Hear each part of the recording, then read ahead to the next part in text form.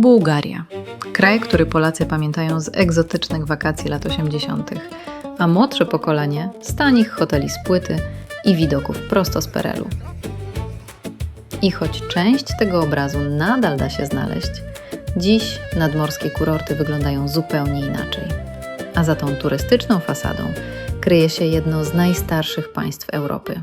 Kraj, w którym stoją zabytki starsze niż Cesarstwo Rzymskie. Gdzie ludzie kiwają głową na nie, mając na myśli tak. I gdzie waluta zmieniła się dosłownie kilka miesięcy temu. W tym filmie powiem Wam wszystko, co warto wiedzieć przed wyjazdem. Dokumenty, koszty, transport, miejsca, na co uważać, czy da się pić wodę z kranu, co to jest kebabcze i jak ten mały kraj na Bałkanach składa się w jedną historię. Zostańcie do końca. Pojawią się odpowiedzi na pytania, które często decydują o tym, czy wakacje będą udane, czy stresujące. Zaczynamy.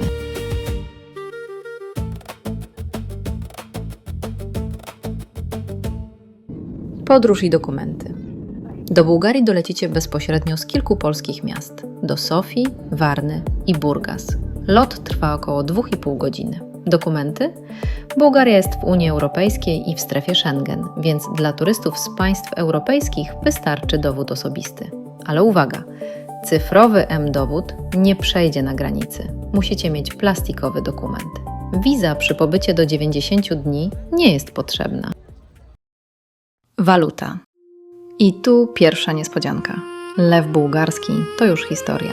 1 stycznia 2026 roku Bułgaria weszła w strefę euro. Co to oznacza w praktyce?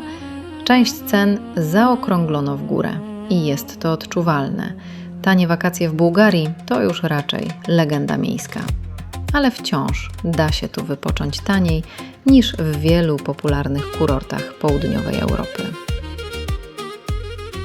Jedna rzecz, o której musicie pamiętać, to gotówka. Kartą zapłacicie w hotelach, w większych restauracjach i w supermarketach, w mniejszych sklepach oraz za transport często tylko gotówką. A bankomaty lubią pobierać prowizję. Język i dogadywanie się. Język bułgarski należy do grupy południowosłowiańskiej, więc dla polskiego ucha brzmi znajomo. Część słów da się wyłapać z kontekstu. Z prostą komunikacją w sklepie czy restauracji poradzicie sobie nawet bez słownika. Młodzi mówią po angielsku, starsi często po rosyjsku. Ale nas zaskoczyło najbardziej to, że w kurortach zdarza się obsługa mówiąca po polsku. Prawdopodobnie dlatego, że polscy turyści tłumnie odwiedzają Bułgarię już od kilkudziesięciu lat. To co prawda dość łamana mieszanka polskiego, rosyjskiego i bułgarskiego, ale da się dogadać. Jedynym problemem może być cyrylica, ale jeśli jej nie znacie, to możecie pobrać aplikację, która tłumaczy z kamery na żywo. I jeszcze jedna rzecz, która może Was zaskoczyć. Bułgarzy kiwają głową na nie, mając na myśli tak. Nie wszyscy robią to tak samo, ale lepiej o tym wiedzieć, zanim zaczniecie się gubić w rozmowie. Na co uważać w Bułgarii? Bułgaria jest generalnie bezpiecznym krajem. Przestępczość z użyciem przemocy wobec turystów zdarza się rzadko. Kobiety podróżujące solo też czują się tu bezpiecznie. Ale jak wszędzie, zdrowy rozsądek jest wskazany. Na co szczególnie zwróciłabym uwagę? Kradzieże kieszonkowe w zatłoczonych miejscach. Skamy turystyczne, np. naciąganie na zdjęcia pamiątkowe z egzotycznymi zwierzętami. Zanim się zorientujecie, zapłacicie kilkadziesiąt euro za zdjęcia, o które nie prosiliście. Uważajcie też na zawyżone ceny taksówek w kurortach oraz na ceny w niektórych restauracjach. Kolejna rzecz to woda z kranu. Teoretycznie nie jest aż tak wątpliwej jakości jak woda kranowa w niektórych egzotycznych krajach, ale dla własnego spokoju lepiej pić butelkowaną. Jest tania i może Wam zaoszczędzić przykrych sytuacji w trakcie urlopu. Komary. Te bułgarskie to nie to samo co w Polsce. Są tu komary nocne, których prawie nie widać i nie słychać, ale rano czuć na skórze, że mieliśmy nieproszonych gości. Są też dzienne komary tygrysie, które mogą przenosić choroby, więc repelent warto mieć. Ostatnia rzecz, ale naprawdę ważna, to prądy morskie. Morze Czarne potrafi być wyjątkowo nieprzewidywalne. Duże fale i prądy wsteczne zdarzają się nawet blisko brzegu. Jeśli więc spędzacie czas na plaży i w kąpielach morskich, zwłaszcza z dziećmi, to naprawdę trzeba uważać. Transport. Transport publiczny jest tani, ale wymaga cierpliwości. Czas na rozkładzie jazdy to często czas pro forma. Pociągi są tanie, ale wolne i dość stare. Autobusy zwykle wygrywają, bo sieć jest gęsta, a bilety tanie. Z Burgas do Sozopola czy Słonecznego Brzegu, czyli około 35 km, zapłacicie około 5 euro. Za taksówkę na tej samej trasie już około 60. Autobus miejski to 1 do 2 euro. Kilkanaście minut jazdy taksówką od 15 euro wzwyż. Uber i Bolt nie działa w Bułgarii, ale w dużych miastach działa aplikacja Mobi, na której widzicie orientacyjną cenę za przejazd, ale to nie jest aplikacja prepaid i za kurs i tak zapłacicie gotówką. W kurortach sprawa wygląda inaczej. Aplikacje działają słabo, a prywatni taksówkarze potrafią mocno zawyżać ceny. Da się pojechać za uczciwą cenę, ale tylko jeśli ustalicie ją przed wejściem do auta i nie boicie się targować. Kiedy kierowca widzi, że macie plan B, nagle staje się znacznie bardziej elastyczny. Miły bonus: większość taksówek w kurortach to minivany na 6-7 osób. Przy wyjazdach rodzinnych to duże ułatwienie. Plusem jest też to, że taksówki są żółte i dobrze widoczne. Jeśli natomiast chcecie zobaczyć coś więcej niż kurorty, auto może być dużo wygodniejszym rozwiązaniem. Ceny w wypożyczalniach zaczynają się od około 30 euro dziennie. Musicie tylko pamiętać o wykupieniu winiety. Ceny hoteli i wydatki na miejscu. W szczycie sezonu, od lipca do sierpnia, na Słonecznym Brzegu czy Złotych Piaskach pokój dwuosobowy w hotelu średniej klasy to od 80 do 100 euro za noc. Duży resort z basenami 120 do 200 euro. Ale nie brakuje też prywatnych pensjonatów, gdzie pokój dwuosobowy o przyzwoitym standardzie da się znaleźć już od 40 euro za dobę. Oczywiście, poza sezonem jest trochę taniej. A ile wydacie dziennie? Obiad w restauracji to średnio 20 euro, lokalne piwo około 3 euro. Lody, kawa na mieście, deser między 4 a 8 euro. Komplet plażowy, czyli standardowo parasol plus 2 leżaki plus stolik, to około 15 euro za dzień. Transport to game changer. W zależności od tego, jakimi środkami transportu będziecie się przemieszczać w ciągu dnia, kosztować będzie od kilku do kilkudziesięciu euro dziennie. Podsumowując, przy umiarkowanym trybie życia i korzystania z atrakcji liczcie średnio 70 euro dziennie na osobę. Przy komfortowym, z wycieczkami, wyjdzie więcej. Popularne miejsca. Nad morzem numer 1 to Słoneczny Brzeg. Największy, najbardziej imprezowy, z długą, piaszczystą plażą.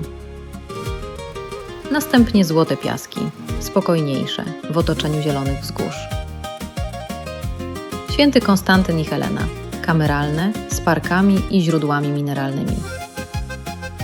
Jeśli lubicie łączyć plażę ze zwiedzaniem, zdecydowanie musicie odwiedzić miasta Sozopol i Nesebr, oba wpisane na listę UNESCO.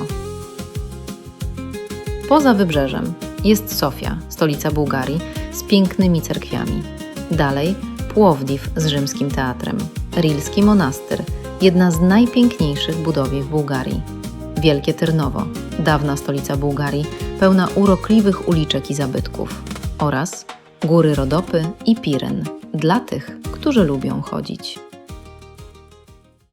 Najlepszy czas na podróż do Bułgarii.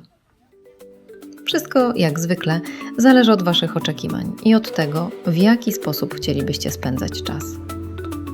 Lipiec i sierpień dają gwarancję słońca i ciepłej wody, nawet 26 stopni Celsjusza, ale też tłumów i wyższych cen. Czerwiec i wrzesień to złoty środek, Jest ciepło i spokojniej, a zwiedzanie nie męczy aż tak jak w środku lata. Wiosna i jesień są idealne na zwiedzanie miast, zabytków i gór, chociaż trzeba się liczyć z bardziej zmienną pogodą. Zimą Bułgaria zmienia oblicze. Bansko, Borowec i Pamporowo to kurorty narciarskie, które oferują nowoczesne stoki i są realną konkurencją dla Alp ze względu na niższe ceny. Trzęsienia ziemi. Tak, Bułgaria leży w strefie aktywnej sejsmicznie. Najwięcej wstrząsów notuje się wokół Sofii, Płowdiwu i na północnym wschodzie. Silne trzęsienia zdarzają się jednak bardzo rzadko. Ostatnie, naprawdę tragiczne, miały miejsce w 1928 i 1977 roku. W 2012 roku również odnotowano poważniejsze wstrząsy, ale bez ofiar. Wybrzeże Bułgarii nie należy do najgroźniejszych stref.